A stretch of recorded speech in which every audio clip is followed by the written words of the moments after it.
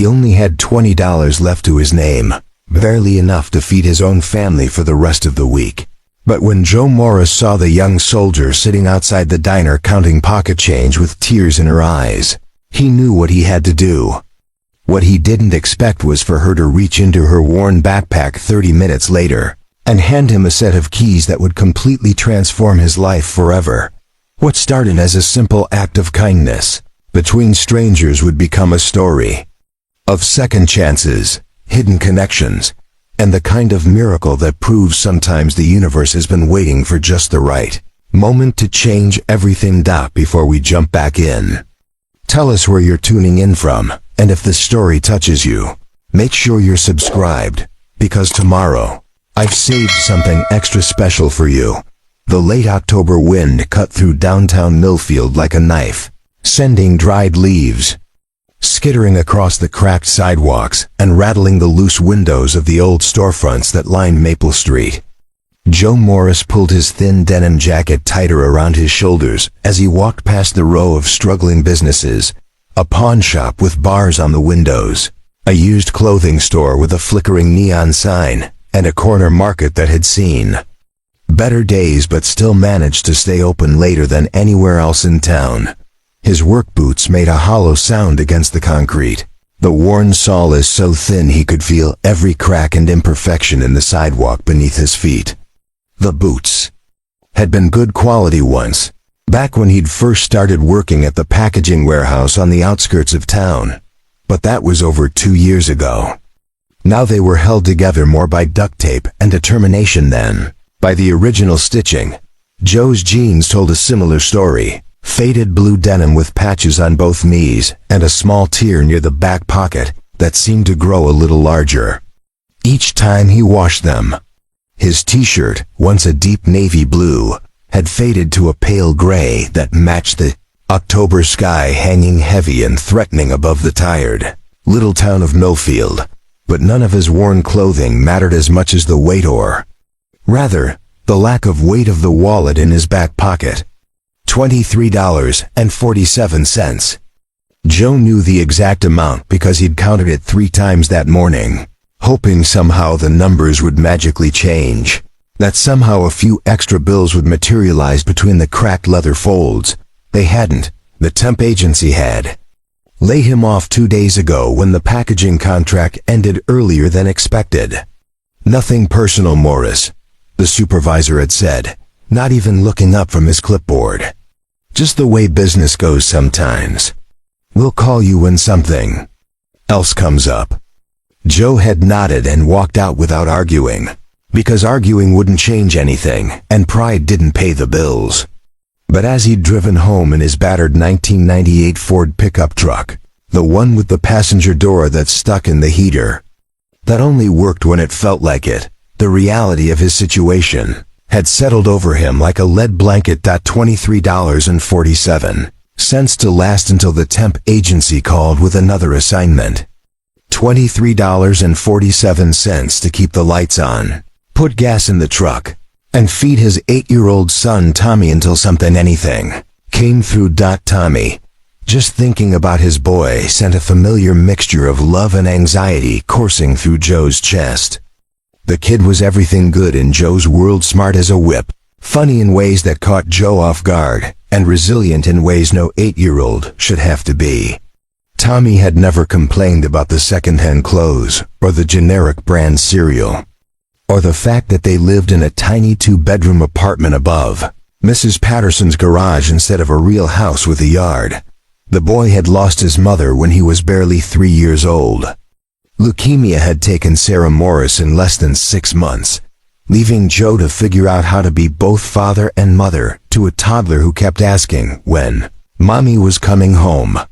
Those first few years had been a blur of daycare pickups and midnight fevers and trying to learn how to braid hair from YouTube videos, while Tommy sat patiently on the bathroom counter, swinging his little legs and chattering about dinosaurs. Now Tommy was 8. All knees and elbows and endless energy, with Sarah's dark eyes and her infectious laugh. He was currently at his best friend Marcus's house, working on what he'd described as the most important science project in the history of third grade. Something involving baking soda volcanoes and food coloring that Joe was certain would end. With both boys covered in fake lava. Joe had promised to pick Tommy up by 6 o'clock, which gave him just enough time to grab something quick for dinner and make it across town to the suburban neighborhood where Marcus lived. The problem was that something quick for dinner had become a careful calculation of dollars and cents, of choosing between name brand and generic, between enough food for today and enough money for tomorrow. He paused outside Rosie's Diner, the one establishment on Maple Street that had managed to weather every economic storm Millfield had faced over the past 3 decades. The building was small and unpretentious, with faded red brick walls and a hand-painted sign that proclaimed good food, fair prices, all welcome, in cheerful yellow letters that had been retouched so many times they were slightly crooked. Through the steamed-up windows, Joe could see the familiar interior red vinyl booths with chrome edges, a long counter with spinning stools, and walls covered with framed photographs of local high school football teams and Little League champions from years gone by. The smell of coffee and fried onions drifted out every time someone opened the door, making Joe's stomach growl in response. He'd eaten lunch at Rosie's exactly once in the past month. On the day he'd gotten paid from his last temp job, the memory of Rosie's famous meatloaf and mashed potatoes was enough to make his mouth water, but he forced himself to keep walking. $23.47 didn't leave room for restaurant meals, no matter how reasonable Rosie's prices were. Instead, Joe headed for the corner market, where he could pick up bread, peanut butter, and maybe some bananas, enough to keep Tommy fed for a few days while he waited for the phone to ring with news of another job. It wasn't much, but it would have to be enough. As he approached the market, Joe noticed the broken streetlight that had been flickering on and off for weeks, casting strange shadows across the sidewalk. The city had promised to fix it, along with the pothole on 5th Street and the stop sign that had been knocked crooked by a delivery truck last month. But promises didn't seem to translate into action very quickly in Millfield. The irony wasn't lost on Joe that he was walking past dozens of things that needed fixing: broken lights, cracked sidewalks, peeling paint on storefronts, while he himself was struggling just to stay afloat. He'd always been good with his hands, good at figuring out how things worked and how to make them work better. His father had taught him basic carpentry and engine repair when he was Tommy's age, and Joe had picked up electrical work and plumbing during his various jobs over the years. But being skilled at fixing things didn't matter much when you didn't have the money to buy tools, or a truck reliable enough to haul equipment, or the capital to start your own business. In Millfield, like in so many small towns across the country, good intentions and hard work weren't always enough to overcome the basic mathematics of survival. Joe reached for the market's door handle, steeling himself for the careful calculation that would determine what he and Tommy would eat for the next few days. $23.47. It would have to be enough because it was all he had. But as Joe's hand touched the cold metal of the door handle, movement in his peripheral vision made him pause. Something or someone was sitting in the shadowed alcove beside Rosie's Diner, just barely visible in the dim light cast by the restaurant's neon sign. At first glance, it looked like just another person down on their luck, the kind of sight that had become increasingly common in Millfield as jobs disappeared and opportunities dwindled. Joe had learned, like most people in town, to look away quickly and keep walking. Not out of cruelness, but out of self-preservation. When you were barely keeping your own head above water, you couldn't afford to take on someone else's drowning. But something about this particular figure made him stop and look more carefully. She sat on the concrete steps beside the diner's side entrance, partially hidden in the shadow of the building's small overhang. Her posture was what caught Joe's attention first: ramrod straight despite her obvious exhaustion, shoulders squared in a way that spoke of military training. Even sitting on cold concrete in what was clearly a moment of desperation, she maintained the kind of bearing that suggested discipline and pride. The woman Joe could see now that it was a young woman, probably in her mid-20s, wore a faded but clean army jacket over dark jeans and combat boots that had seen serious wear, but were still meticulously maintained. Her brown hair was pulled back in a neat ponytail, and despite the fact that she was clearly in some kind of distress, everything about her appearance spoke of someone who took care of herself and maintained standards even when circumstances were working against her. Preparing and narrating this story took us a lot of time, so if you are enjoying it, subscribe to our channel, it means a lot to us. Now back to the story. But it was what she was doing that made Joe's chest tighten with recognition and sympathy. In her lap, spread out on a small piece of cardboard that looked like it had been torn from a shipping box, she had arranged a collection of coins in careful, precise rows. Quarters in one line, dimes in another, nickels and pennies sorted with the kind of methodical attention to detail that reminded Joe of his own morning ritual of counting and recounting his meager finances. She was moving the coins around with her index finger, grouping and regrouping them, her lips moving silently as she calculated and recalculated whatever total they represented. Even from a distance, Joe could see that there wasn't much there, maybe $3 or $4 in loose change, the kind of money that might buy a cup of coffee and a donut if you were lucky. The young woman's face was turned downward, focused intently on her counting, but Joe caught glimpses of her profile in the shifting light from the diner's window. She had strong features, a determined jaw, high cheekbones, and eyes that even in shadow seemed to carry more weight than someone her age should bear. There was something familiar about that expression, the particular kind of exhaustion that came not just from physical tiredness, but from carrying responsibilities that were too heavy for one person to manage alone. Joe recognized it, because he saw it in his own mirror every morning. As he watched the woman finished counting her coins for what was obviously not the first time, she sat back against the brick wall of the diner, closing her eyes for a moment and taking a deep breath that seemed to carry all the weariness in the world. When she opened her eyes again, Joe saw her glance toward the diner's main entrance, then down at her small pile of change, then back at the entrance again. The calculation was obvious and heartbreaking. She was trying to figure out if she had enough money to buy food, and from the defeated slump of her shoulders, it was clear that the answer was no. Joe felt his stomach clench, and it wasn't from hunger this time. Here was someone who had served their country. The army jacket and military bearing made that clear sitting on a street corner, trying to scrape together enough change for a meal. The injustice of it hit him like a physical blow, the same way it always did when he encountered evidence that the system was failing the very people who had sacrificed the most to protect it. He knew he should keep walking.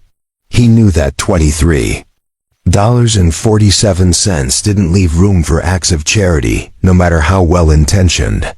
He knew that Tommy was depending on him to be practical, to be responsible, to put his son's needs ahead of impulses to help strangers. But as Joe stood there watching this young soldier count pennies in the shadow of a diner, he heard his father's voice in his memory as clearly as if the old man were standing right beside him. "Son," his father had said during one of their many talks on the front porch of the house where Joe had grown up, "there's going to come times in your life when you have to choose between what's smart and what's right. And I can't tell you which choice to make, because that's something every man has to figure out for himself. But I can tell you this, when you're lying in bed at night, replaying the day in your mind, it's not the smart choices that'll keep you awake. It's the times you had a chance to do right and chose not to." The memory was so vivid that Joe could almost smell the cigarette his father had been smoking, could almost feel the warm summer air and hear the distant sound of crickets chirping in the gathering dusk. His father had been a man of few words but strong convictions, the kind of person who measured wealth not in dollars, but in the ability to look at yourself in the mirror without flinching. Joe glanced back toward the corner market, where he'd been planning to carefully select the cheapest possible combination of bread and peanut butter to stretch his money as far as it would go. Then he looked back at the young woman, who was now carefully gathering up her coins and placing them in what looked like a small cloth pouch. She moved with the deliberate precision of someone who had learned to handle every possession as if it were precious, because for her, it was. Joe recognized that kind of careful attention to detail, the way people moved when they couldn't afford to lose anything, no matter how small. As if sensing his scrutiny, the woman looked up and caught him staring. For a moment, their eyes met across the 20 feet of sidewalk that separated them, and Joe felt something pass between them, not romantic, not even really personal, but a recognition of shared struggle, of understanding what it meant to count every penny and still come up short. Instead of looking away embarrassed, or appearing annoyed at his attention, the young soldier offered him a small, tired smile. It was the kind of smile that managed to be both grateful and apologetic at the same time. Grateful for being seen as a human being, rather than just another problem to be ignored, and apologetic for existing in a space where she might make other people uncomfortable. "Evening," she said softly, her voice carrying the clear diction that suggested military training, but also a warmth that spoke of someone who understood the value of basic human courtesy, even in difficult circumstances. "Evening," Joe replied, taking a few steps closer. "You doing all right?" It was a stupid question, and they both knew it. Someone who was doing all right didn't sit on concrete steps outside a diner counting pocket change in the growing darkness of an October evening. But it was the kind of question that opened doors, that gave people permission to be honest about their circumstances if they chose to be.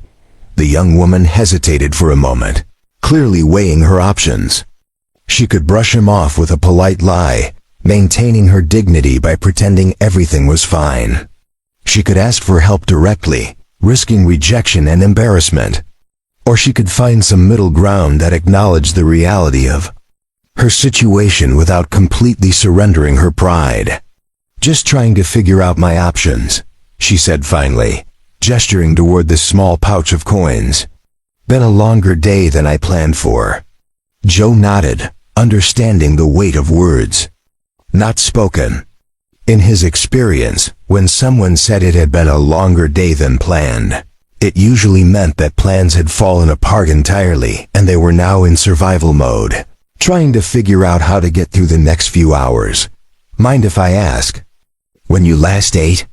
Joe said, his voice gentle but direct. The question seemed to catch her off guard. She opened her mouth to respond, then closed it again, her carefully maintained composure finally showing cracks around the edges.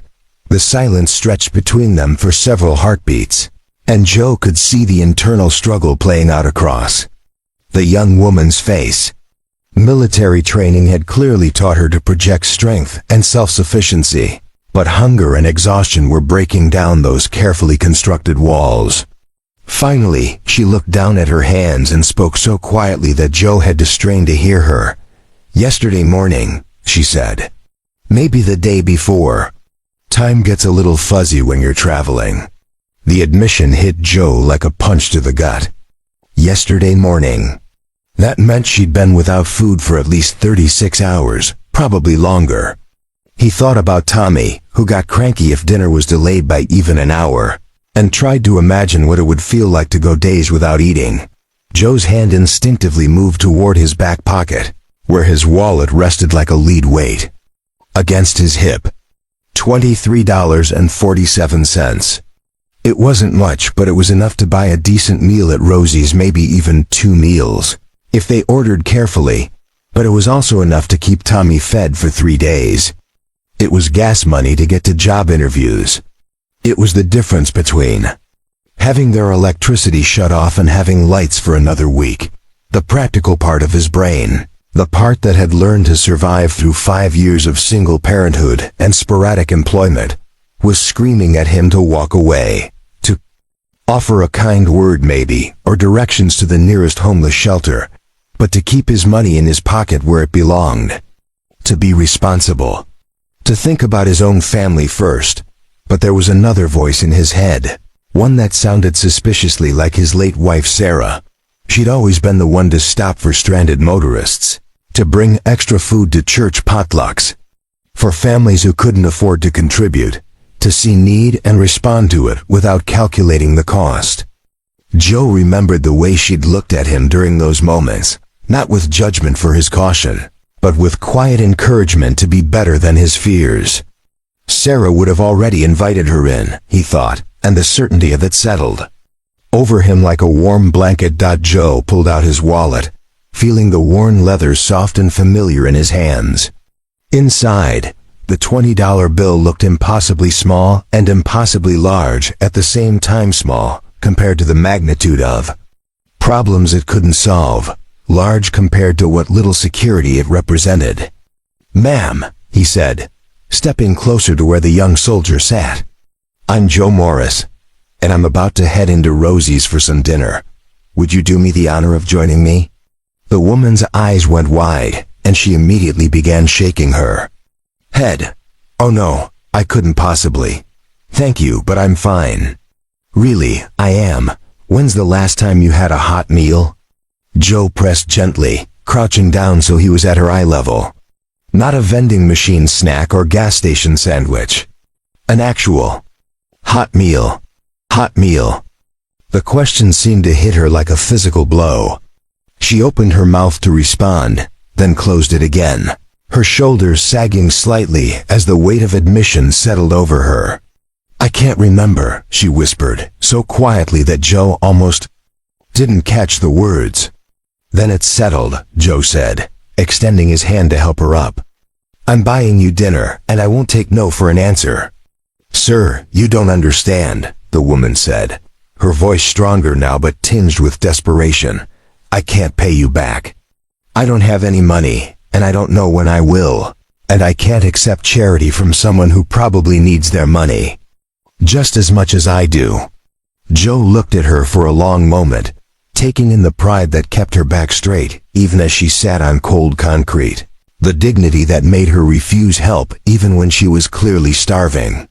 He saw something of himself in that stubborn independence, the same fierce determination to handle problems alone that had gotten him through the worst days after Sarah's death. "What's your name?" he asked. "Autumn," she replied after a moment's hesitation. "Autumn Coleman." "Well, Autumn Coleman," Joe said, his voice taking on the same tone he used when Tommy was being particularly stubborn about taking medicine or eating vegetables. "This isn't charity. This is dinner between two people who've probably both had some hard times lately. And right now, I could use the company more than I need the money." It wasn't entirely true. He needed the money desperately, but it wasn't entirely false either. There was something about this young woman, something about the way she carried herself despite her circumstances, that reminded him of what it felt like to have hope. And he realized, somewhat to his surprise, that he'd been hungry for that. Feeling almost as much as she'd been hungry for food. Autumn studied his face for a long moment, clearly trying to read his intentions. Joe could see her weighing her options, calculating the risk of trusting a stranger against the very real need for food and basic human kindness.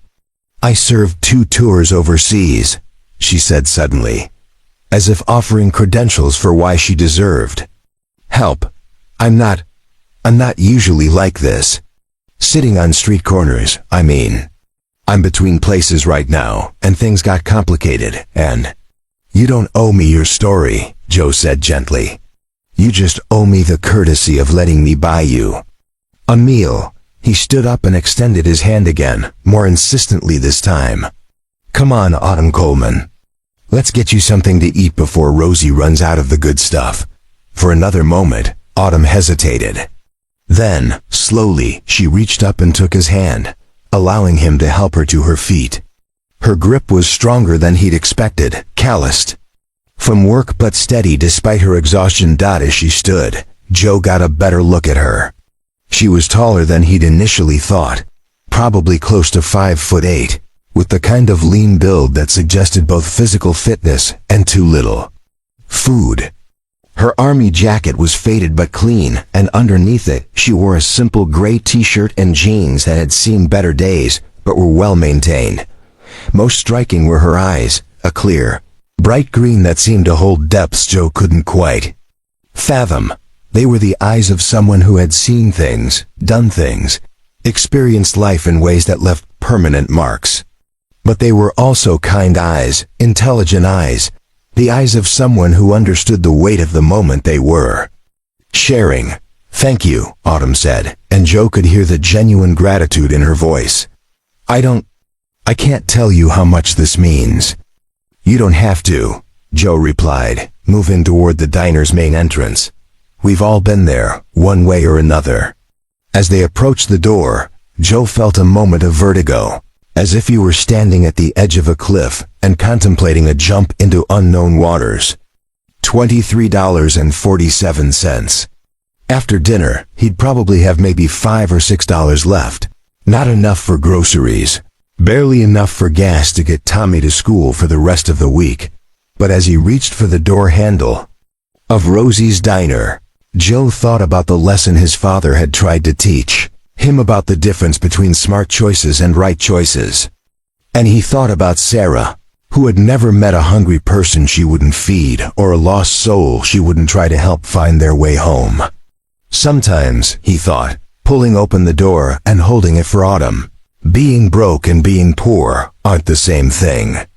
The warmth from inside the diner washed over them as they stepped across the threshold, carrying with it the smell of coffee and home-cooked food and the promise of at least one small moment of comfort in what had clearly been a difficult day.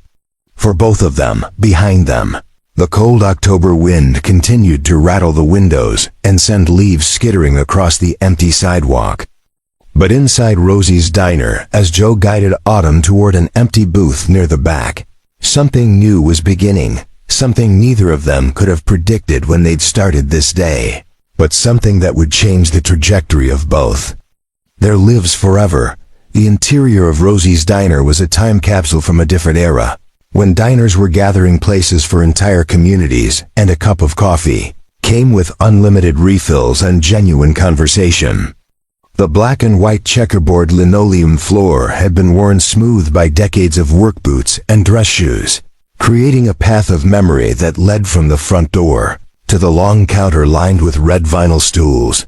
The booths that lined the windows were upholstered in the same red vinyl, cracked in places and patched with silver duct tape, but clean and comfortable in the way that mattered most to people who appreciated basic dignity over fancy decoration.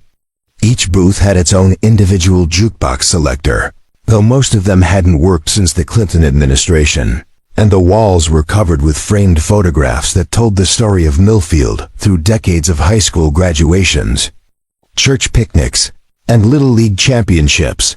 The dinner crowd was typical for a Tuesday evening in late October, sparse but steady, composed mostly of people who understood the value of a place like Rosie's. In one corner booth, an elderly couple shared a piece of apple pie and quiet conversation, their gnarled hands occasionally reaching across the table to touch each other with the casual intimacy of 60 years together. At the counter, a long haul trucker worked his way through a plate of meatloaf while studying a road atlas, plotting routes between cities whose names Joe recognized from highway signs but had never visited. Near the front, two local mechanics still wearing their work uniforms compared notes about a stubborn transmission while picking at orders of chicken fried steak.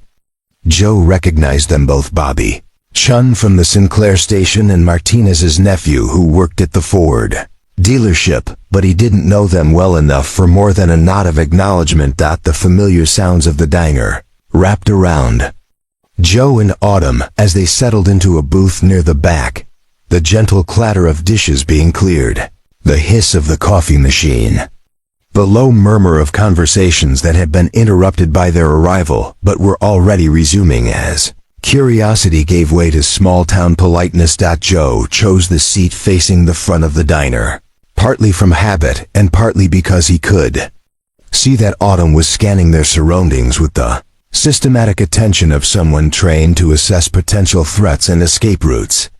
Her eyes moved quickly but methodically, cataloging exits and obstacles, identifying other patrons, and evaluating whether they represented any kind of danger. That it was the kind of behavior Joe had seen before in veterans who had served in combat zones, the hyper-awareness that came from too many months in places where letting your guard down could mean the difference between coming home and not coming home.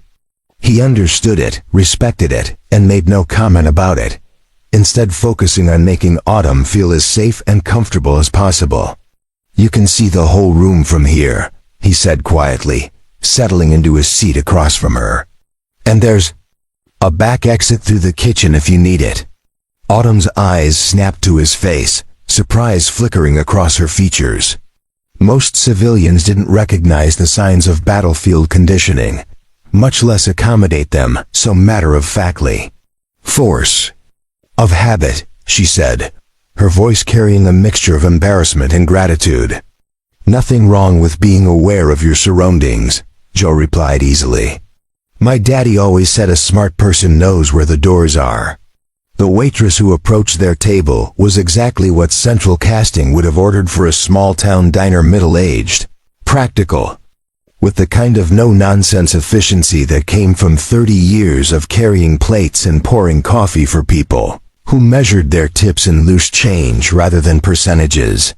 Her name tag read Dolores, and her gray hair was pulled back in a bun that suggested she had no patience for anything that might get in the way of doing her job well.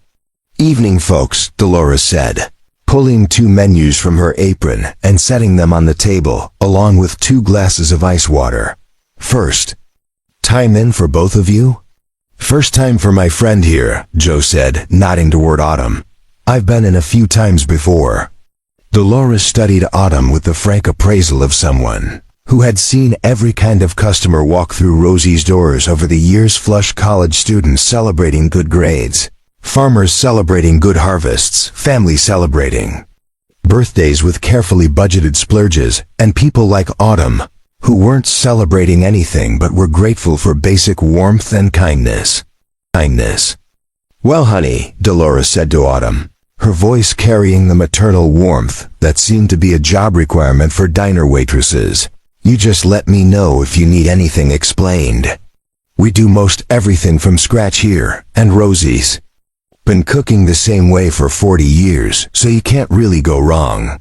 Autumn accepted the menu with hands that Joe noticed were steadier than they'd been outside, though she still kept her Army-issue backpack close beside her in the booth.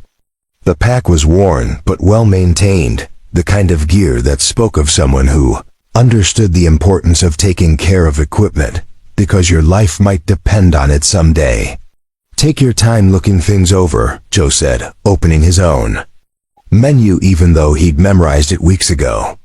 "Everything here is good, but the meatloaf is probably the best deal if you're really hungry." Autumn studied the menu with the intense concentration of someone for whom the decision represented more than just a preference between dishes. Joe could see her calculating prices, comparing portion sizes, trying to find the intersection between what she wanted and what she thought Joe could afford. "Order whatever looks good to you," Joe said gently, recognizing the internal struggle. "Don't worry about the price." "I can't let you spend a lot of money on me," Autumn said, looking up from the menu with eyes that were bright with unshed tears. "You don't even know me." "I know enough," Joe replied. "I know you served your country. I know you're trying to get somewhere important to you. And I know you haven't eaten in 2 days, which means you're going to order something substantial. Or I'm going to order for you." It was said with enough humor to soften the ultimatum, but Autumn could hear the steel underneath Joe's gentle tone. This was a man who was accustomed to taking care of people, who understood that sometimes kindness required a certain degree of insistence. When Dolores returned with a pot of coffee and the practiced efficiency of someone who could pour without looking, Autumn finally made her decision. "Could I have the pot roast dinner?" she asked, her voice barely above a whisper. "With the mashed potatoes and green beans?" "Excellent choice, honey," Dolores said, scribbling on her order pad. "That comes with a dinner roll and butter, and I'll make sure Rosie gives you extra gravy. And for you, sir?" Joe glanced at the menu one more time, doing quick calculations in his head. The pot roast dinner was $12, which left him with about $11 for his own meal. The soup and salad combination would be enough to fill him up and still leave a few dollars for Dolores's tip. "I'll take the vegetable soup and house salad," he said, handing back his menu. Autumn started to protest clearly, recognizing that he was ordering the cheapest items on the menu while she was getting one of the most expensive. But Joe cut her off with a gentle shake of his head. "The soup here is famous," he said, which wasn't entirely true but wasn't entirely false either. "My late wife always said the secret to a good relationship was never arguing with someone who's buying you dinner." The mention of his wife seemed to settle something for Autumn, as if the reference to loss created a bridge of understanding between them. She nodded and sat back in the booth, some of the tension finally leaving her shoulders as the reality of hot food and basic human kindness began to sink in. As they waited for their food, the conversation started slowly, the way it does between strangers who are trying to navigate the delicate balance between politeness and genuine connection. Joe poured cream into his coffee and watched as Autumn wrapped her hands around her mug, clearly savoring the warmth that radiated through the ceramic. "So what brings you to Millfield?" Joe asked, stirring his coffee absently. "Not exactly a destination most people plan to visit." Autumn managed a small smile at that, the first real smile he'd seen from her since they'd met. "You're not wrong about that. I'm actually passing through on my way to Colorado. Was stationed at Fort Henderson, about 4 hours south of here, and I just finished my discharge process last week." "Long way from Colorado," Joe observed. "That's quite a journey on a shoestring budget." The comment was gentle but direct, acknowledging what they both knew, that Autumn's current circumstances weren't exactly conducive to long-distance travel. She appreciated his honesty, the way he didn't pretend not to notice her obvious financial difficulties. "I thought I had a ride lined up with another soldier who was heading west," Autumn explained, tracing patterns on the table with her finger. "But his plans changed at the last minute, and I couldn't afford a bus ticket for the full distance. So I've been taking buses when I can afford them, hitchhiking when I can't, and walking when both of those options run out." Joe felt his chest tighten at the image of this young woman walking along highways with nothing but a backpack, trying to cover hundreds of miles on foot. The dangers alone were enough to keep him awake at night if he thought about them too long. But there was something else that bothered him even more: the systematic failure of support that led to veterans ending up in such desperate circumstances. "How long have you been traveling like this?" he asked. "About a week," Autumn said. "Maybe 8 days. Time gets a little fuzzy when you're focused on just getting through each day." Dolores appeared at their table with practiced efficiency, setting down Autumn's pot roast dinner with a flourish that suggested genuine pride in the food she was serving. The plate was generous almost to the point of excess, thick slices of tender beef swimming in rich brown gravy, a mountain of creamy mashed potatoes, fresh green beans that actually looked fresh, and a dinner roll that was still warm from the oven. Joe's soup and salad looked respectable but modest by comparison, which was exactly what he'd intended. He watched as Autumn stared at her plate for a moment, as if she couldn't quite believe it was real, before picking up her fork with hands that trembled slightly. The first bite seemed to hit her like a revelation. She closed her eyes briefly, chewing slowly, and Joe could see the exact moment when the reality of hot, well-prepared food registered in her system. When she opened her eyes again, they were bright with tears she was trying not to shed. "This is incredible," she said softly. "I'd forgotten what real food tastes like." "Rosie's got a gift," Joe agreed, though he was more focused on watching Autumn eat than on his own meal. There was something deeply satisfying about seeing someone who had been genuinely hungry finally getting properly fed.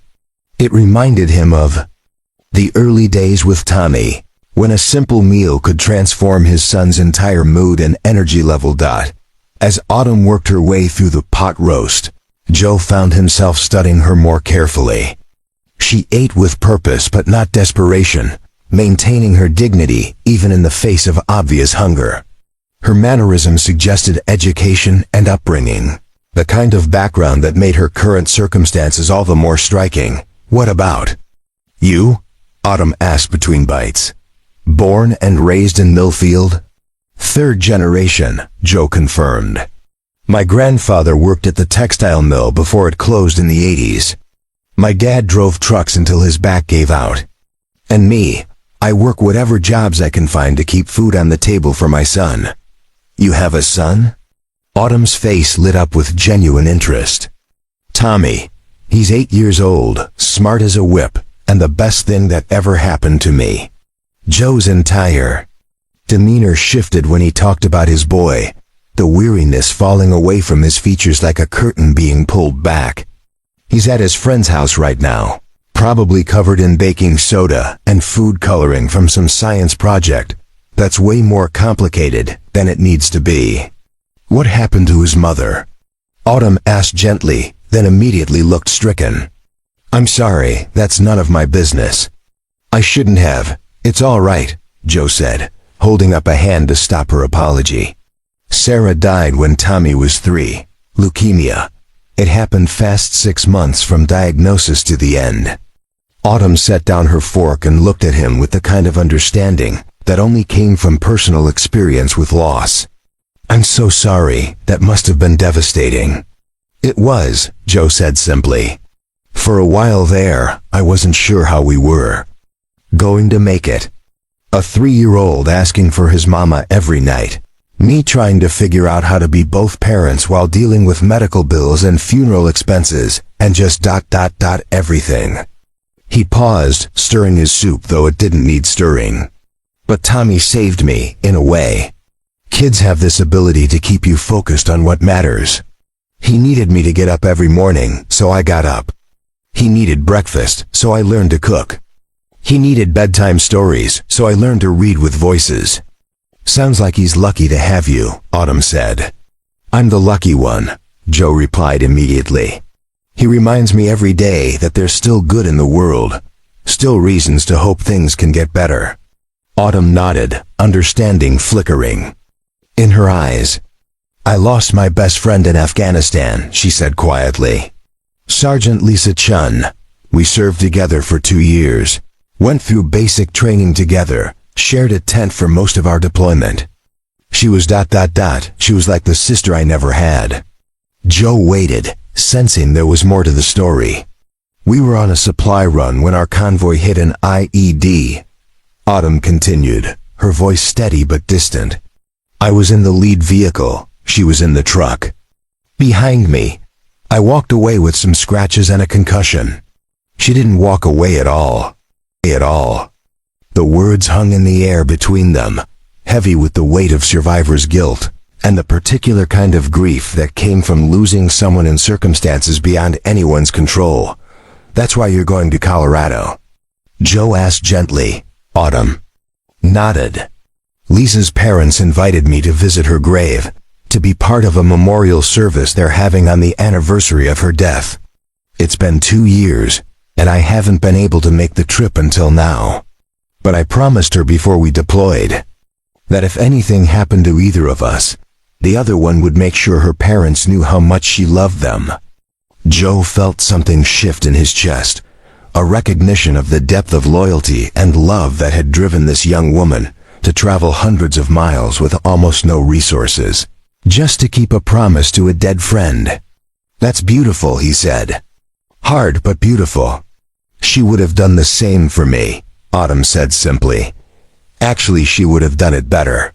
Lisa was always the one who remembered birthdays and called people when they were sick and made sure everyone felt included. I'm not naturally good at those things, but I'm learning." They sat in comfortable silence for a moment, each processing the weight of what the other had shared. Joe realized that what had started as a simple act of kindness, buying dinner for a hungry stranger, had become something much deeper. In the space of an hour, they had moved from being strangers to being people who understood each other's losses, who recognized the particular kind of strength it took to keep moving forward when everything you loved had been taken away. "Can I ask you something?" Autumn said, pushing the last few bites of pot roast around her plate. "Sure. Earlier, when you offered to buy me dinner, you could tell I was broke, right? But you gave me your money anyway, even though you clearly don't have much yourself. Why?" Joe considered the question, trying to find words for something he'd felt rather than thought through logically. "I guess," he said finally, "because I know what it's like to feel invisible. After Sarah died, people were very kind for a while. But eventually life moved on, and everyone went back to their own problems.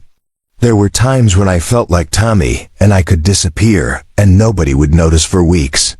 He met her eyes across the table. "You weren't invisible to me tonight, Autumn.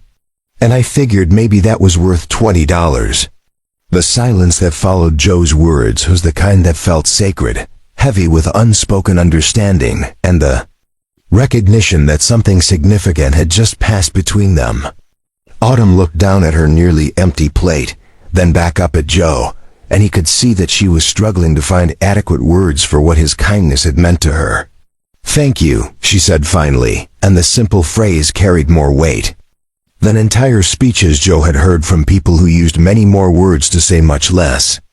"Not just for the food, though this meal probably saved my life, but for seeing me, for treating me like a human being instead of a problem to be avoided." Joe nodded, understanding exactly what she meant. He'd been there himself in those dark months after Sarah's death, when well-meaning people would cross the street to avoid having to make awkward small talk with the widower who reminded them that terrible things could happen to good people. "We should probably head out soon," Joe said, glancing at the old clock on the diner's wall. "I promised to pick up Tommy by 6, and it's already 5:15. "Of course," Autumn said immediately, beginning to gather her backpack. "I've taken up way too much of your time already." "Actually," Joe said, the idea forming as he spoke, "would you like to come with me? Tommy's at his friend's house just across town, and I thought maybe you'd like to meet him. He's always excited to meet new people, especially if they have good stories." Autumn paused in her movements, clearly taken aback by the invitation. "Are you sure? I mean, I don't want to impose, and I probably don't look very—" "You look fine," Joe said firmly.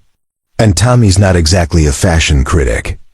Last week he insisted on wearing his Superman cape to the grocery store because he said it made the cart go faster." Despite everything, Autumn laughed a real laugh that transformed her entire face and reminded Joe that underneath the exhaustion and worry was a young woman who probably had a wonderful sense of humor when circumstances allowed for it. "If you're sure it wouldn't be a problem," she said. "I'm sure," Joe replied, standing up and pulling out his wallet to leave money for the check and tip. As he counted out the bills, most of his remaining cash, he caught Autumn watching him with an expression he couldn't quite read. "Joe," she said quietly, "I meant what I said about paying you back. I don't know how or when, but I will find a way." "Don't worry about it," Joe said, though he appreciated the sentiment. "Sometimes the universe has a way of evening things out." They walked out of Rosie's diner together, back into the cool October evening that seemed less harsh now than it had an hour ago. Joe's old pickup truck sat in the parking lot, looking even more decrepit than usual next to the newer vehicles. But Autumn didn't seem to notice or care about its condition as Joe opened the passenger door for her. The truck's interior was clean but worn, with a car seat in the back that had obviously seen years of use, and a collection of Tommy's belongings scattered across the dashboard and floor, a few action figures, some baseball cards, a paperback book about dinosaurs, and what looked like half of a peanut butter sandwich wrapped in a napkin. "Sorry about the mess," Joe said, starting the engine and hoping it would turn over on the first try. Living with an 8-year-old is like sharing space with a very small tornado. I like it, Autumn said, settling into the passenger seat and looking around with genuine interest. It feels lived in, real. As they drove through Millfield's quiet streets, Joe found himself seeing his hometown through Autumn's eyes, the mix of struggling businesses and well-maintained homes, the evidence of a community that was working hard to maintain its identity despite economic challenges. He pointed out landmarks as they passed. The elementary school where Tommy was in 3rd grade, the park where they played catch on weekends, the library where Tommy checked out an impressive stack of books every Tuesday. He sounds like a special kid, Autumn said, listening to Joe's stories with the kind of attention that suggested genuine interest rather than polite obligation. He is, Joe agreed. Sometimes I think he's the one taking care of me instead of the other way around. He has this way of finding something good in every situation, no matter how bad things get. They pulled into the driveway of a modest 2-story house in a neighborhood that had clearly been built during Millfield's more prosperous days. The houses were well maintained, but showed the careful attention to detail that suggested families stretching budgets to keep up appearances. Children's bicycles and toys scattered across front yards indicated that this was the kind of neighborhood where kids still played outside until their parents called them in for dinner. Marcus's mother, Jennifer, met them at the front door with the kind of warm smile that immediately put Autumn at ease. She was a woman in her early 30s with paint-stained fingers and laugh lines around her eyes, the kind of person who clearly made everyone feel welcome in her home. Joe. Perfect timing, Jennifer said, then paused as she noticed Autumn. I don't think we've met. I'm Jennifer Walsh. This is my friend Autumn, Joe said simply. Autumn, this is Jennifer. Her son Marcus is Tommy's partner in scientific destruction. Pleased to meet you, Autumn said, extending her hand with the kind of firm handshake that suggested military training but also genuine warmth. The boys are in the backyard, Jennifer said, leading them through a house that was clearly lived in and loved, with children's artwork on the refrigerator and family photos covering every available surface. Fair warning, they've been working on some kind of volcano project, and I think they've used every towel I own trying to clean up their experiments. Through the kitchen window, Joe could see Tommy and Marcus in the backyard, hunched over what appeared to be a cardboard mountain, covered in modeling clay. Both boys were wearing safety goggles that were far too big for their heads, and both were covered in what looked like a combination of baking soda, vinegar, and red food coloring. Tommy, Joe called through the open door. Time to clean up. Buddy, we need to head home. Tommy looked up, his face lighting up when he saw his father. But his expression shifted to curiosity when he noticed Autumn standing beside Joe. Dad, you have to see this, Tommy called, completely ignoring the instruction. To clean up. We made a volcano that actually erupts, and Marcus figured out how to make the lava different colors. That sounds very impressive, Joe said, stepping into the backyard with Autumn following. But first, I want you to meet my friend Autumn. She's a soldier. Tommy's eyes went wide with excitement. At 8 years old, soldiers ranked somewhere between superheroes and astronauts in terms of impressiveness. He pulled off his oversized safety goggles and approached Autumn with the kind of awed respect usually reserved for celebrities. A real soldier? Tommy asked. Like, with a uniform and everything? That's right, Autumn said, crouching down to Tommy's eye level with the natural ease of someone who is comfortable around children. I just finished serving in the army. Did you ever drive a tank? Tommy asked, his voice filled with wonder. I didn't drive tanks, but I worked on helicopters, Autumn replied. I was a mechanic, which means I fixed engines and made sure everything worked properly. Tommy's face lit up even brighter. You know how to fix things? That's so cool. My dad is always trying to fix our truck, but sometimes it makes weird noises anyway. Well, Autumn said with a small smile. Maybe I could take a look at it sometime and see if there's anything obvious wrong. Joe felt something warm and unexpected settle in his chest as he watched Tommy and Autumn interact. His son had always been friendly with adults, but there was something different about the way he was responding to Autumn, a kind of immediate trust and fascination that suggested he sensed something special about her. "Can you show me how the volcano works?" Autumn asked Tommy, and Joe could tell that her interest was genuine rather than the polite attention adults sometimes gave to children's projects. For the next 20 minutes, Joe watched as Tommy and Marcus demonstrated their volcanic creation while Autumn asked detailed questions about their process and offered suggestions for improvements. She treated their 8-year-old scientific endeavor with the same serious attention she might give to actual military equipment, and both boys clearly appreciated being taken seriously. "She's really good with him," Jennifer murmured to Joe as they watched the demonstration from the kitchen doorway.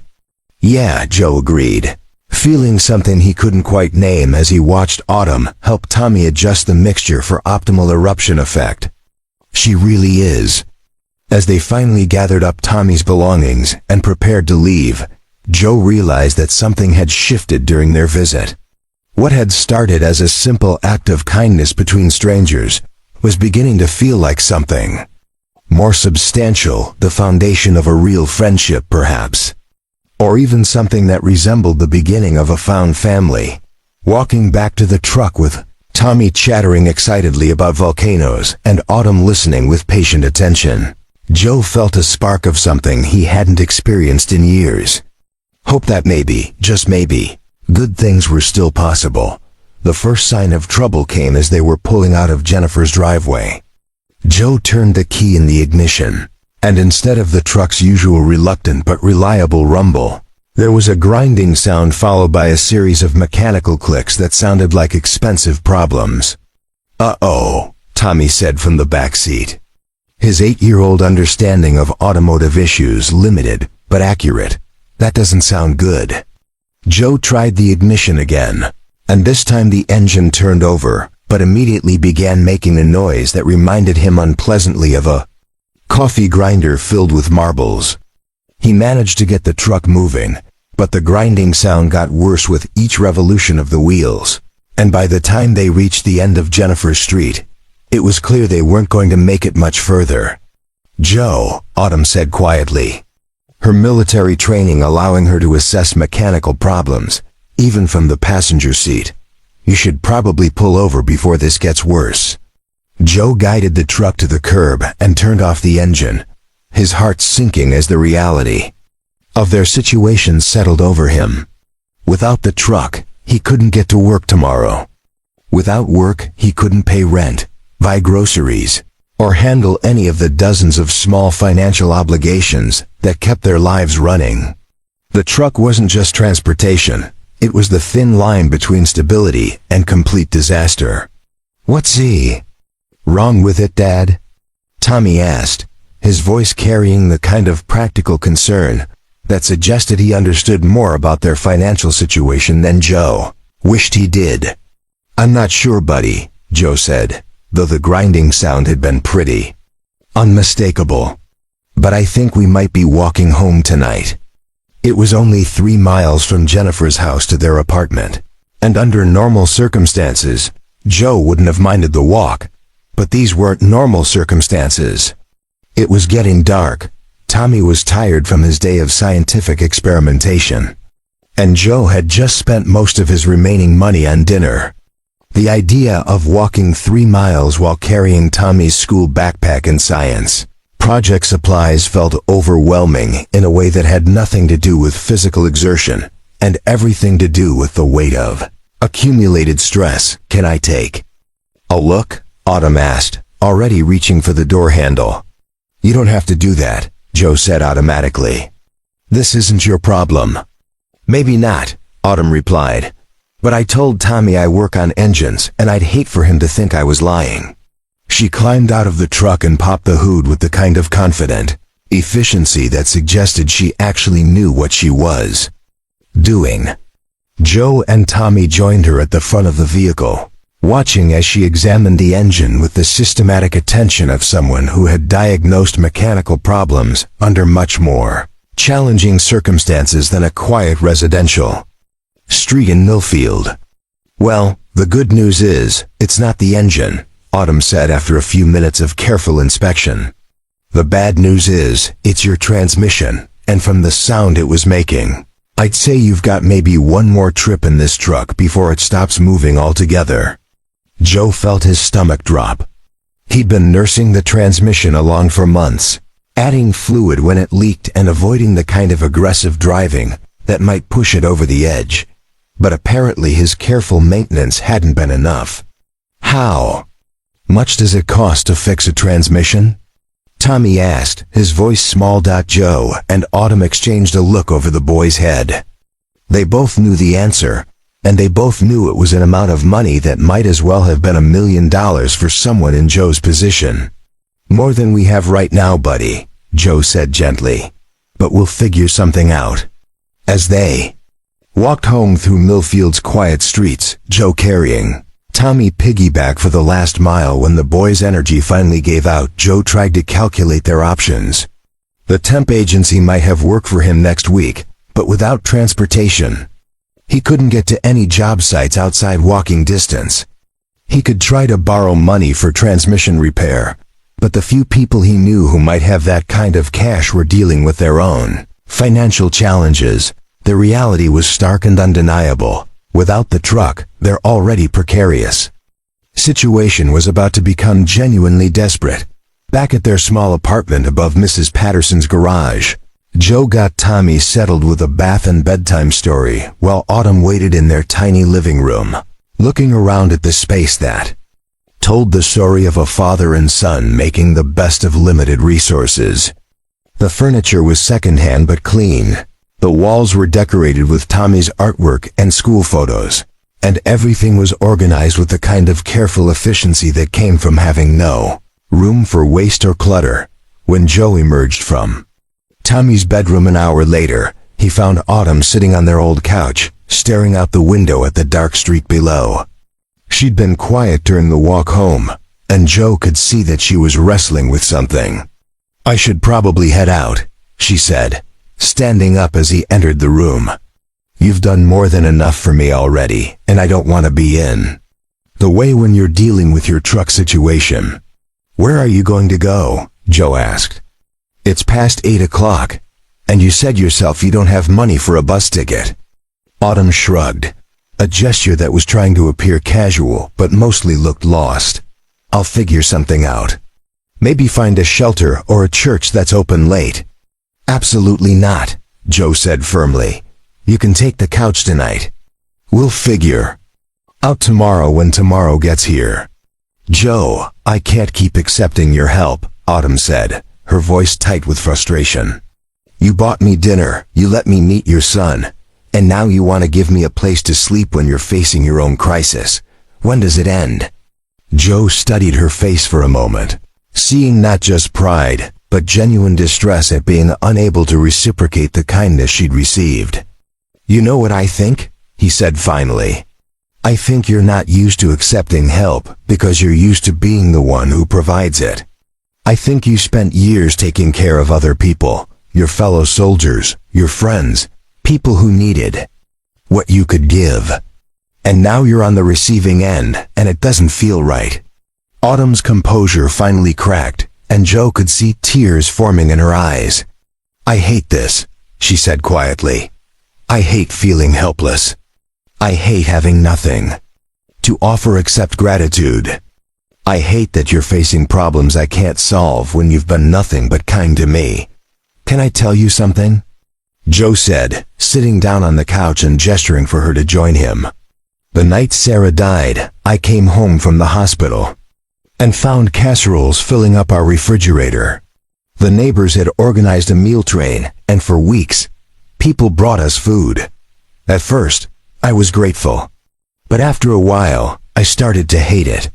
Not the food we needed the food, but the feeling of being someone's charity case." Autumn sat down beside him, listening intently.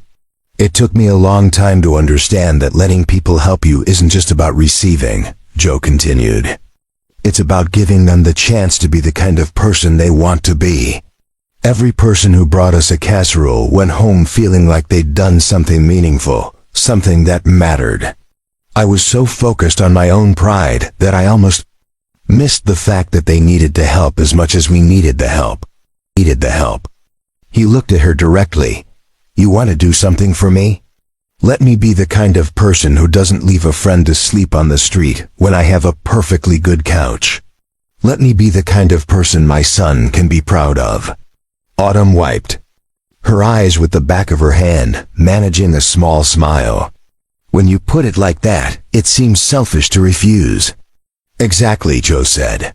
It would be practically cruel. They sat in comfortable silence for a moment, the weight of the day finally settling over both of them. Outside, Millfield was settling into its quiet nighttime rhythm, and inside their small apartment, two people who had been strangers 12 hours ago were learning what it meant to trust each other with their vulnerabilities. Joe, Autumn said finally, her voice carrying a strange note that Joe couldn't quite identify. Can I ask you something? Sure. If someone offered you a chance to change your situation, I mean really change it, not just fix the immediate problem, but actually build something better, would you take it? Joe frowned, not sure where the question was leading. I guess that would depend on what the offer was, and what it would cost. What if it didn't cost you anything? Autumn asked. What if it was just an opportunity, but one that would require you to trust someone you barely know? Joe studied her face, seeing something in her expression that suggested this wasn't a hypothetical question. Autumn, he said slowly. What? Are you trying to tell me? She took a deep breath, as if preparing to jump off a cliff. I need to show you something. Autumn reached for her army backpack with hands that Joe noticed were trembling slightly. She unzipped the main compartment and carefully removed a manila envelope that had clearly been protected from the elements during her travels. The envelope was thick, official-looking, and bore the letterhead of Patterson, Williams and Associates, attorneys at law. Remember when I said I was traveling to Colorado to visit my friend's grave? Autumn said, setting the envelope on the coffee table between them. That was true, but it wasn't the whole truth. Joe watched as she opened the envelope and pulled out what appeared to be legal documents, along with something that made his breath catch in his throat, a set of keys. Attached to a simple keychain that read, Coleman's Automotive. 3 months ago, I got a call from a lawyer here in Millfield, Autumn continued, her voice steady but quiet. He told me that my great-aunt Martha had passed away and left me something in her will. I'd never even met Aunt Martha. There was some kind of family falling out before I was born, but apparently she'd been following my military service through newspaper clippings and letters my mother sent her.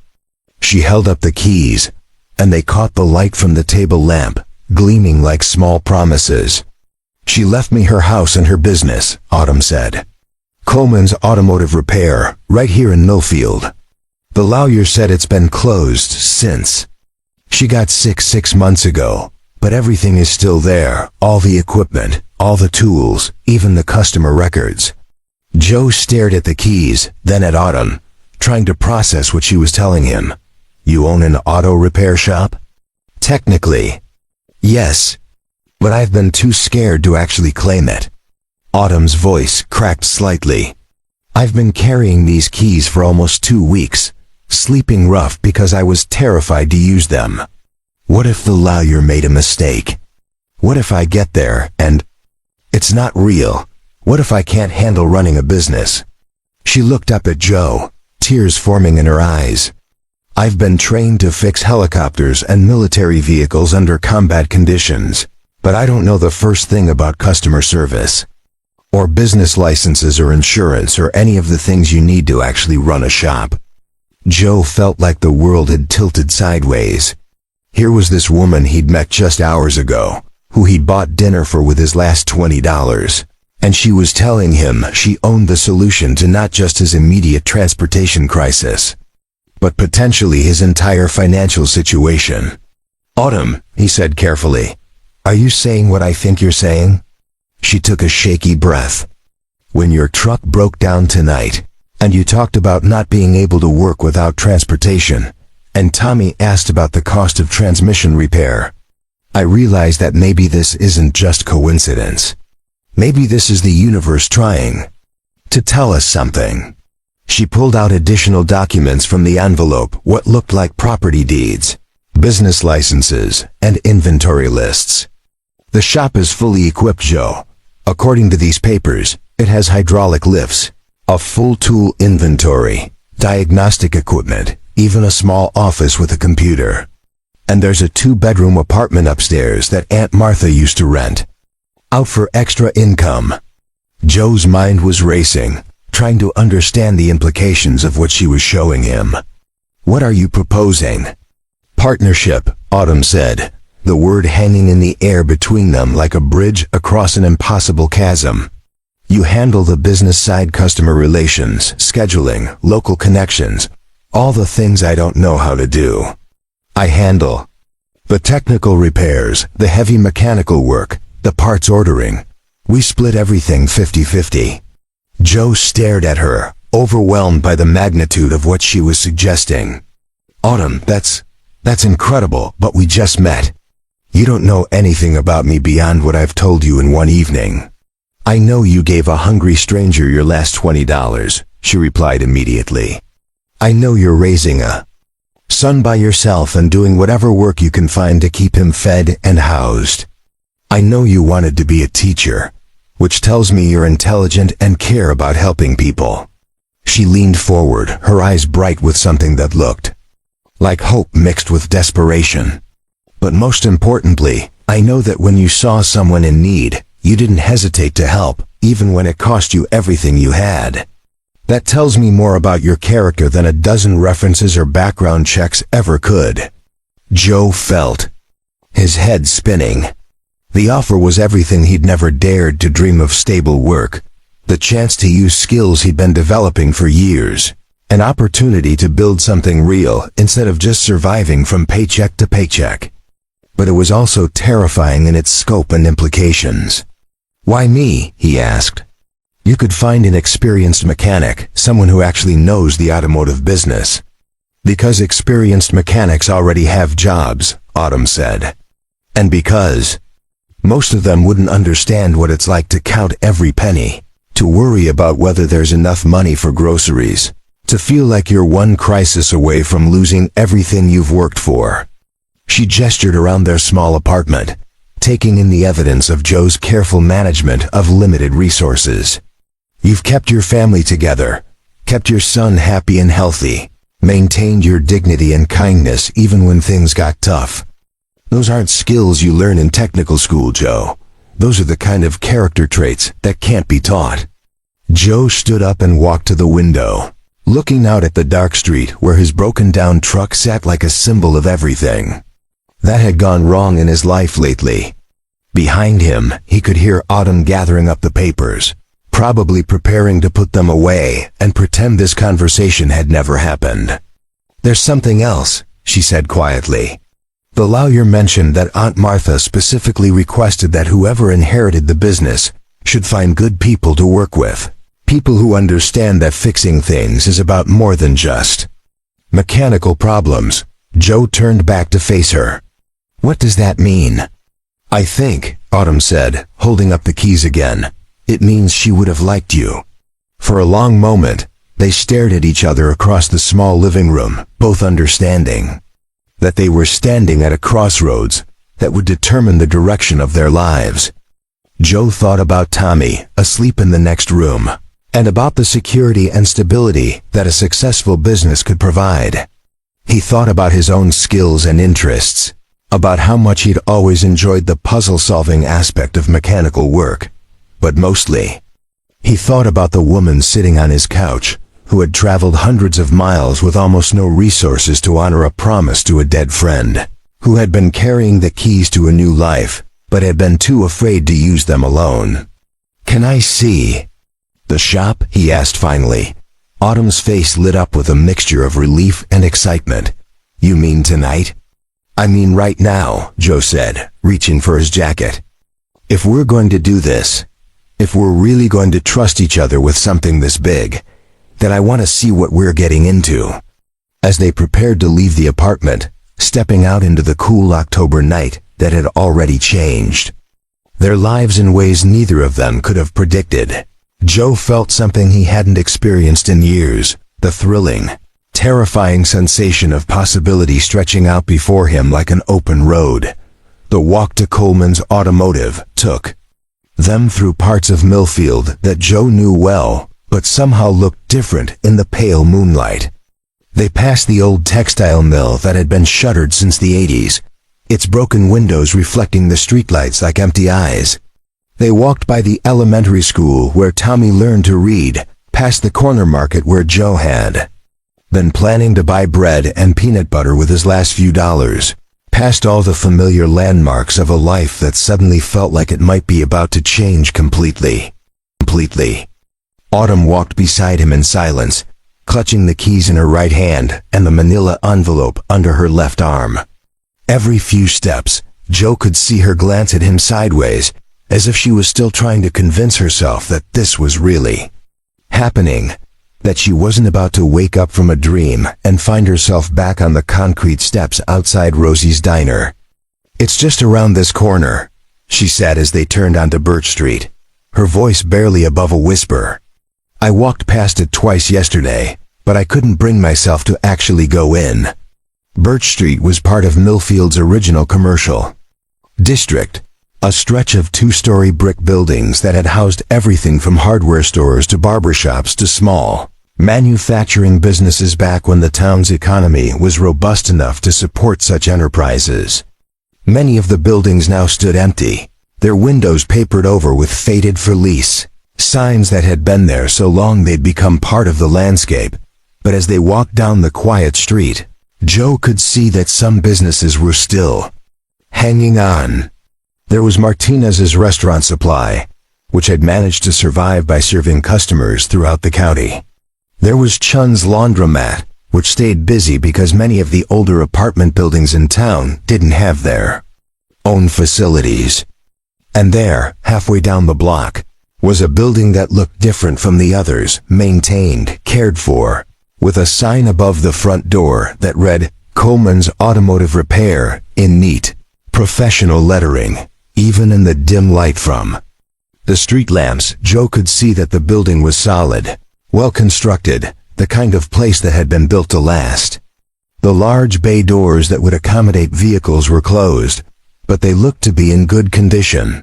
The windows were clean, and there was no evidence of the neglect or vandalism that had claimed some of the other empty buildings on the street.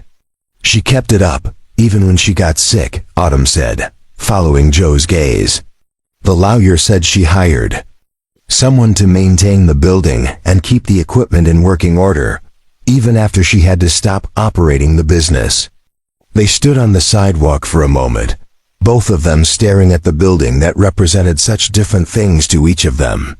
For Autumn, it was a connection to a family member she'd never known, a legacy she wasn't sure she deserved. For Joe, it was the possibility of everything he'd never dared to hope for: meaningful work, financial stability, the chance to build something lasting for Tommy's future. "Are you ready?" Autumn asked, holding up the keys. Joe nodded, though he wasn't sure ready was the right word for what he was feeling. Hopeful, maybe. Terrified, definitely.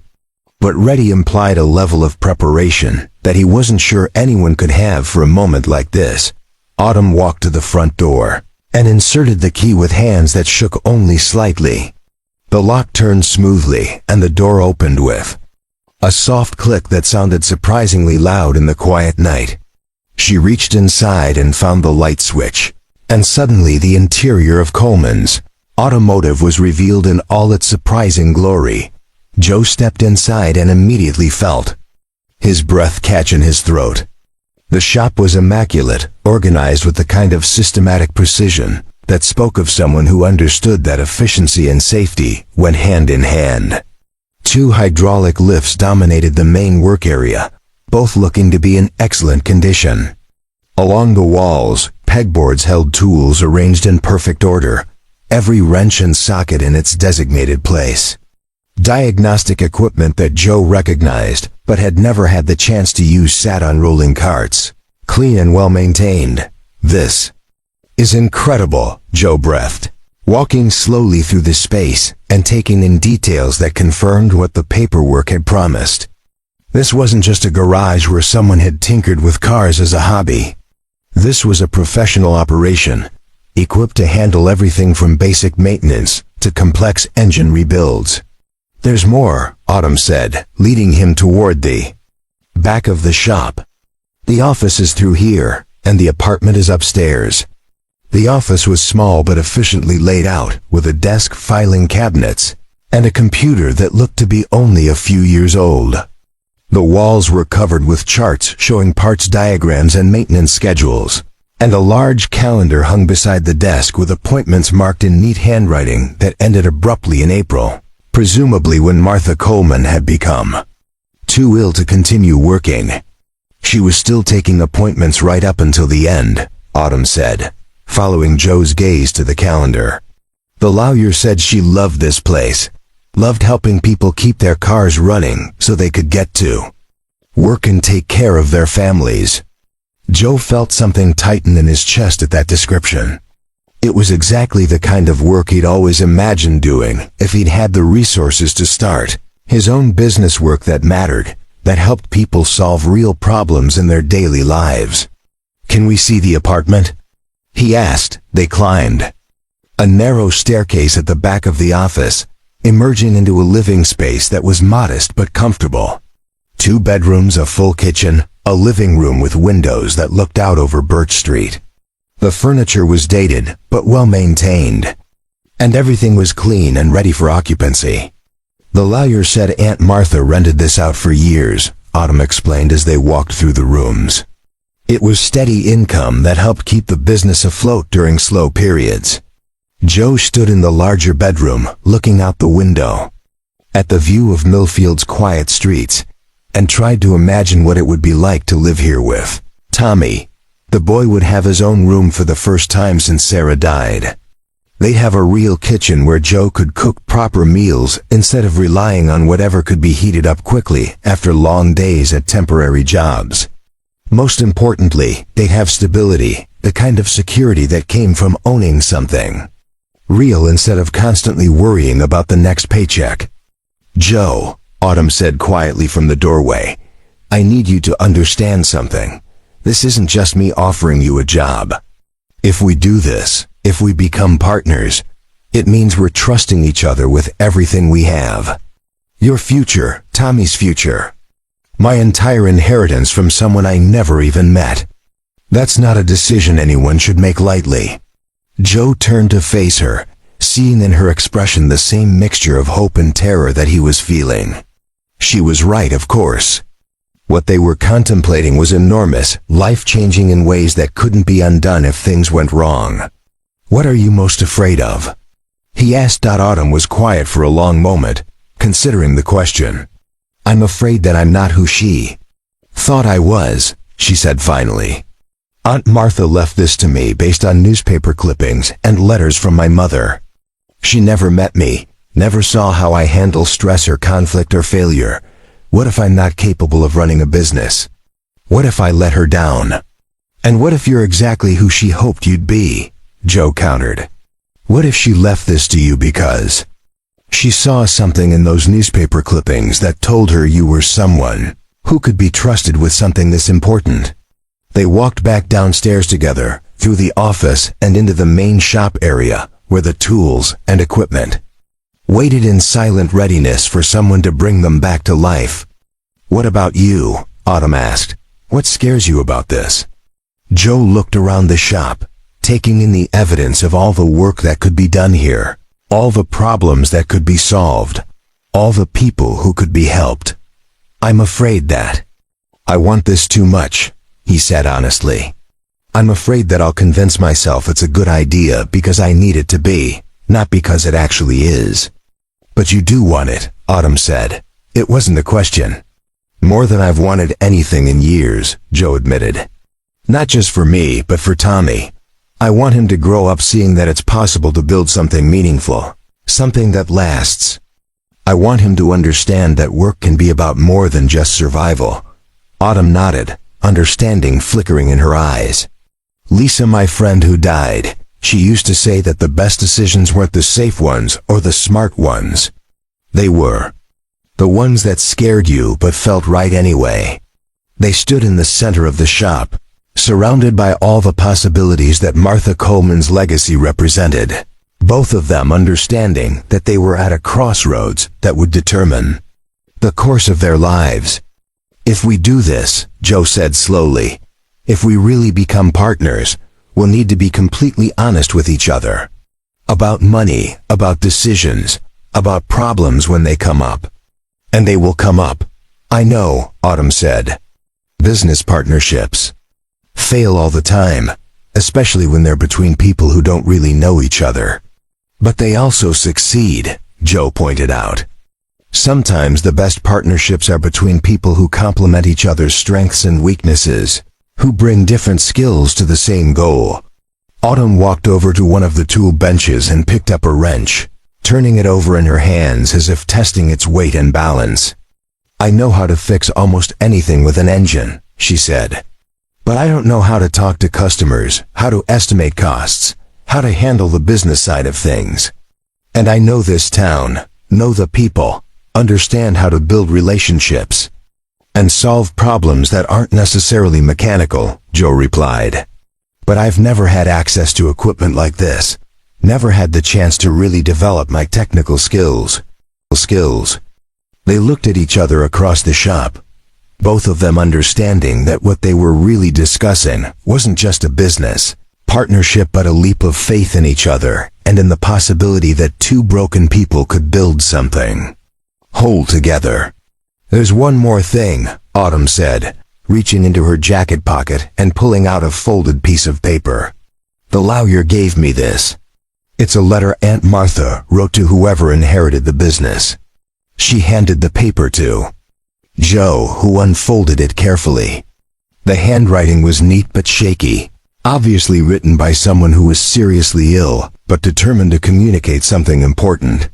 To whoever reads this, the letter began. I hope you understand that Coleman's Automotive was never just about fixing cars. It was about fixing the things that keep people moving forward in their lives. Cars break down, but so do dreams and hopes and plans. Sometimes the most important repair work happens in the conversation, while the actual mechanical work is being done. I hope you'll remember that the people who come here aren't just customers, they're neighbors who trust you with something they depend on. Take care of them, and they'll take care of you. And remember that the best work happens when good people work together. Don't try to do everything alone. Find partners you can trust, people who share your values and your commitment to doing things right. The tools and equipment will serve you well, but it's the people you work with who will determine whether this place becomes just a business or something more meaningful. Good luck, and thank you for carrying this forward. Joe finished reading and looked up to find Autumn watching him intently. She would have liked you, Autumn said softly. How can you be sure? Because, Autumn said, taking the letter back and folding it carefully, you're exactly the kind of person she was hoping would help carry this forward. Joe walked over to one of the hydraulic lifts and ran his hand along the metal frame, feeling the solid reality of it under his palm. Everything he'd dreamed of was here, waiting for someone brave enough to claim it. Okay, he said, the word coming out more quietly than he'd intended. Okay? Autumn asked. Joe turned to face her, feeling something settle into place inside his chest, a kind of certainty he hadn't felt since before Sarah got sick. Okay, he said again, louder this time. Let's do this. Let's be partners. The smile that spread across Autumn's face was like watching the sun rise after the longest night of the year. She walked over to him and extended her hand, and when Joe shook it, he felt like he was sealing a pact that would change everything, not just for him and Tommy, but for Autumn too. and maybe even for the entire community of people who would bring their broken cars and their worried faces to Coleman and Morris Automotive. Outside, Millfield slept on, unaware that two lives had just taken a dramatic turn toward hope. 8 months later, on a warm Saturday morning in June, Joe Morris stood in the doorway of Coleman and Morris Automotive and watched his son, Tommy, demonstrate the proper way to change a tire to 3 younger kids from the neighborhood. The boy's hands were already stained with honest grease, and his explanation was peppered with the kind of technical vocabulary that came from spending afternoons in a working garage where questions were encouraged and curiosity was rewarded. See, you gotta make sure the lug nuts are tight, but not too tight, Tommy was saying to his audience of 7 and 8-year-olds, his voice carrying the patient authority of someone who had learned these lessons through careful observation and practice. My dad says if you over-tighten them, you can warp the wheel, and then you got a bigger problem than just a flat tire. Joe smiled, remembering a time when Tommy's biggest concern had been whether there would be enough money for school lunch, when their entire world had felt precarious and uncertain. Now the boy moved through the shop with the confidence that came from stability, from knowing that their place would be here tomorrow and next month and next year. The transformation hadn't happened overnight. Those first few weeks had been a whirlwind of paperwork and planning, of learning to work together and figuring out how to blend their different approaches into something that served their customers effectively. Autumn's technical expertise and military precision had meshed surprisingly well with Joe's people skills and understanding of the local community. She could diagnose a complex transmission problem in minutes, while he could explain the repair to a worried customer in terms that made sense and didn't feel like a lecture or a sales pitch. Their first customer had been Mrs. Henderson, an elderly widow whose ancient Buick had been making concerning noises for months. She'd been putting off the repair because she was afraid it would cost more than she could afford. But when Joe explained their payment plan options and Autumn showed her exactly what needed to be fixed and why, the relief on her face had reminded both partners why they were doing this work. Word had spread quickly through Millfield's tight-knit community. Within 3 months, they had a steady stream of customers who appreciated not just the quality of their work, but the way they were treated with respect, honesty, and genuine concern for their transportation needs. Joe had started offering a shuttle service for customers who needed to get to work while their cars were being repaired, using the old truck that Autumn had fixed as her first project in the shop. Tommy had suggested painting Coleman and Morris Courtesy Shuttle on the side, and his proudly designed logo had become a familiar sight around town. The apartment above the shop had become a real home for Joe and Tommy, with a kitchen where they cooked actual meals together and a living room where Tommy could spread out his homework while Joe worked on business paperwork in the evenings. Tommy's bedroom was decorated with posters of race cars and spacecraft, and his bookshelf was filled with stories about adventures and heroes and the kinds of dreams that seemed possible when you weren't worried about whether there would be money for rent next month. Autumn had moved into a small house just 3 blocks away, close enough to walk to work, but far enough to maintain her independence. She'd kept the apartment available for rental income, which had proven to be wise since a young teacher named Sarah Kim had moved to Millfield to work at the elementary school and needed affordable housing close to downtown. The business had grown beyond their most optimistic projections. They'd hired Bobby Chun part-time to help with the increasing workload, and Jennifer Walsh had started handling their bookkeeping and scheduling. What had begun as a desperate partnership between 2 strangers had evolved into a genuine community business that employed local people and served local needs. But more than the financial success, what Joe treasured most was the way their partnership had deepened into real friendship. Autumn had dinner with them twice a week, and Tommy had started calling her Aunt Autumn without being prompted by anyone. She'd taught him basic mechanical skills and listened to his school presentations, and in return, he'd helped her learn to navigate the social complexities of small-town life that had sometimes puzzled someone accustomed to the more straightforward hierarchies of military service. On holidays and birthdays, they'd started including Jennifer and Marcus and Bobby and his family, creating the kind of chosen family that formed naturally around shared work and mutual respect. Tommy now had what he'd never had before, a stable community of adults who cared about his welfare and took interest in his education and development. Joe was pulled from his reflections by the sound of a car pulling into the parking lot with the distinctive wheeze of an engine that was working harder than it should. Through the open bay doors, he could see a beat-up sedan that looked like it had seen better days several years ago. The driver who emerged was a young woman, probably in her early 20s, wearing scrubs that suggested she worked in healthcare. Her face carried the particular expression of someone dealing with car trouble on a limited budget, frustrated, worried, and trying to calculate how much financial disaster this might represent. "Excuse me," she called toward the shop, her voice tentative but hopeful. "Are you open? My car's been making weird noises, and I'm afraid it's going to break down completely."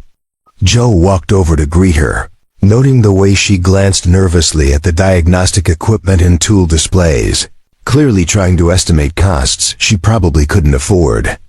"I'm Joe Morris," he said, extending his hand with the same easy warmth that had become his trademark with nervous customers.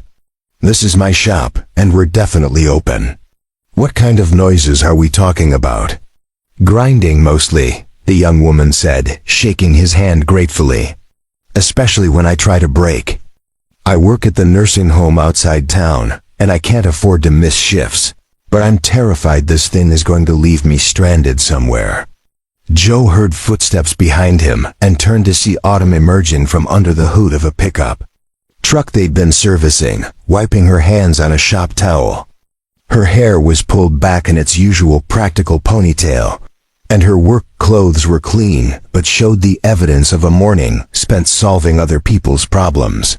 "Sounds like brake pads," Autumn said, joining the conversation with the direct but friendly manner that had made her popular with customers who appreciated straight talk. "Mind if I take a listen?" As Autumn conducted her preliminary assessment of the brake system, Joe found himself thinking about the evening 8 months ago, when he'd encountered a hungry soldier outside Rosie's diner and made the decision to spend his last $20 on a stranger's dinner. That choice had seemed enormous at the time, risky in ways that his practical mind had warned against. But what he understood now was that the real risk had been in not acting, in allowing fear and caution to override the instinct to help someone in need. Every good thing that had happened since the partnership with Autumn, the stability for Tommy, the success of their business, the community they'd built had grown from that single moment of choosing kindness over self-protection. "Good news," Autumn called from where she was examining the brake system. "It's definitely the pads, but the rotors look fine. We can have you fixed up in about an hour, and it won't cost you more than $60. The relief on the young woman's face was immediate and profound. "Really? I was afraid it was going to be hundreds of dollars." "Not this time," Joe said with a smile. "And if money's tight, we can work out a payment plan. The important thing is getting you back on the road safely." As they moved the sedan into the shop and began the repair work, Joe watched Autumn explain the process to their customer with the same patient thoroughness she brought to every job. This was what Martha Coleman had meant in her letter about fixing more than just mechanical problems. They weren't just replacing brake pads. They were giving this young woman the security of knowing her car was reliable, the confidence that she could get to work and back without fear of breakdown, the peace of mind that came from dealing with people who treated her fairly. Tommy appeared at Joe's elbow, having finished his tire-changing demonstration and now curious about the new arrival. "Dad, can I help with the brake job?" he asked, his voice carrying the eager enthusiasm of someone who genuinely loved learning new skills. "If it's okay with Ms." Joe looked questioningly at their customer. "Rebecca," she said. "Rebecca Martinez. And I'd love to see how it's done." I don't know anything about cars, but I figure I should probably learn some basics. For the next hour, the shop was filled with the sounds of productive work and easy conversation. Autumn walked Rebecca and Tommy through each step of the brake pad replacement, explaining not just what she was doing, but why it mattered and how to recognize the warning signs before problems became emergencies. Joe handled the paperwork and called to check on the status of parts they were expecting for other jobs, but mostly he just enjoyed watching his partner and his son share their knowledge with someone who needed it. When the work was finished and Rebecca was preparing to leave, she paused at the front door of the shop and turned back to face them. "I just want you to know," she said, her voice thick with emotion, "this place is special. I've been to other auto shops where they made me feel stupid for not knowing anything about cars, or where I felt like they were trying to take advantage of me because I'm young and female. But you all treated me like family." After Rebecca drove away, her car running smoothly and quietly, Joe found himself standing in the same doorway where he'd watched Tommy's tire demonstration earlier. The late afternoon sun was slanting through the windows, casting long shadows across the shop floor where tools were already being organized for Monday's work. Autumn joined him, leaning against the doorframe and surveying their domain with the satisfaction of someone who had found her place in the world. "You know what I realized today?" she said. "What's that?" 8 months ago, I was sitting on concrete steps outside a diner, counting pocket change and trying to figure out how I was going to eat. I had everything I needed to change my life in my backpack, but I was too scared to use it. She gestured toward the shop where Tommy was carefully organizing wrenches according to size, his young face serious with concentration. "But you weren't too scared to help a stranger, even when it meant giving away money you couldn't afford to lose. And that choice, your choice to see me as someone worth helping instead of someone to avoid, that's what made all of this possible." Joe thought about that night, about the moment when he decided to trust his instincts over his fears, to choose generosity over caution. It had felt like a small gesture at the time, insignificant compared to the magnitude of their respective problems. "I think," he said slowly, "it was the other way around. You were the one who had the courage to trust a complete stranger with an inheritance that represented your entire future. I just bought you dinner. You bought me hope," Autumn corrected gently. "And then you gave me the chance to turn that hope into something real." As the sun set over Millfield, painting the sky in shades of orange and pink that reflected off the windows of their shop, Joe felt the deep satisfaction that came from understanding that his life had meaning beyond mere survival. Tomorrow more people would bring them their broken cars and their worried faces, and he and Autumn would work together to solve problems both mechanical and human. Tommy would continue to grow up in a stable home where hard work was valued and kindness was practiced daily. The community would continue to benefit from having a local business that prioritized fair dealing over maximum profit. And somewhere out there, perhaps another person in desperate circumstances would encounter someone willing to extend a helping hand, continuing the cycle of compassion that had transformed all their lives. The choice Joe had made outside Rosie's Diner 8 months ago had cost him $20. But what he'd received in return, partnership, purpose, family, hope, was beyond any calculation of value. Sometimes, he thought as he locked up the shop and prepared to walk home with his son, the greatest investments were the ones that looked like losses at the time. Sometimes giving away your last dollar was the first step toward receiving everything you never knew you needed. And sometimes, just sometimes, the universe was waiting for exactly the right moment to remind you that kindness was never wasted, that courage was always rewarded, and that the best partnerships were built not on contracts or guarantees, but on the simple recognition that we all needed someone willing to say, "You're not alone." In the distance, the lights of Millfield twinkled like small promises against the gathering darkness, and Joe Morris walked home to dinner with his son, grateful beyond measure for the moment when he'd chosen to help a stranger and discovered that he was really choosing to help himself. 5 years later, on another cold October evening, Tommy Morris, now 13 and working part-time at Coleman and Morris Automotive after school, was walking home when he spotted a familiar scene outside the new community center on Maple Street. A young man, probably college-aged, sat on the front steps with his head in his hands and a backpack at his feet. Even from a distance, Tommy could see the tension in his shoulders, the defeated slump that spoke of someone who had run out of options and didn't know where to turn next. Tommy paused, remembering countless stories his father had told him about the importance of paying attention to people who needed help, about recognizing when someone was struggling and choosing to act rather than walk away. He thought about the photograph that hung in their shop office, a picture of his dad and Aunt Autumn on opening day, both of them grinning while holding a sign that read, "Grand Opening, where every problem has a solution." "Hey," Tommy called out, approaching the steps with the easy confidence of someone who had grown up understanding that kindness was a strength, not a weakness. "You okay?" The young man looked up, revealing a face marked by exhaustion and worry. "Just trying to figure out my next move," he said with a bitter laugh. "Lost my job, got evicted from my apartment, and my car died about 2 miles from here. Perfect trifecta." Tommy sat down on the steps beside him, ignoring the cold concrete that immediately began seeping through his jeans. "That's rough. I'm Tommy, by the way." "Alex," the young man replied.